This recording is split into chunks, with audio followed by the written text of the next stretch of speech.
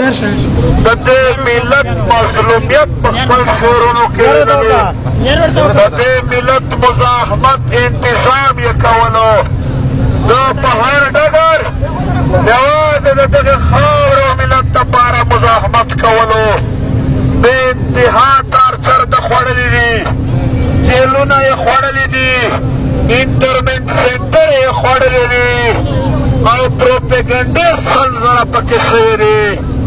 هیڅ شي ته سر ټیټ نه کړه، شهادت یې قبول کړه، خو د خپلې لارې نه چا وانړولو. محترمو، سبا 4 بجې جنازه ده، په هغه کې به په تفصیل خبره کېږي. خو ځوانان یې تاسو، ډېر ډاډ لرم زه په تاسو، ډېرې زیاتې هیلې درنه لرم چې د وطن د خپلواکۍ په دې بهیر کې به دا ځوانان د خپل ملي بهیر ملګرتیا کوي. دا نن به کوو په خپله خاوره، دا غیرتیانې اوسئ لکه د یی چې دا غیرت دی، دا نن دی چې د مظلومیت په دومره سخت دور کې په دې روډونو په دې غرمو کې تاسو د یو مزاحمتکار دپاره ولاړ یئ.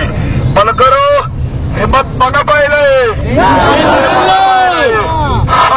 100 سرونه قربانولو ته تیار یو، خو دا خاوره نور استعماري جرنیلانو ته پرېږدو نه.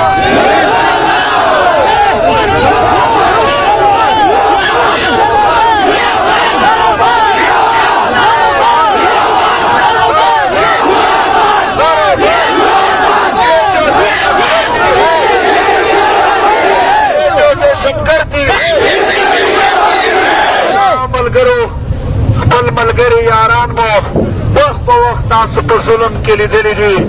زه چې نن دغه ځای ته تاسو ته خبره ته مخامخ کېدم، یو طرف ته ګیلمن په یو خوا کې راته پروت دی.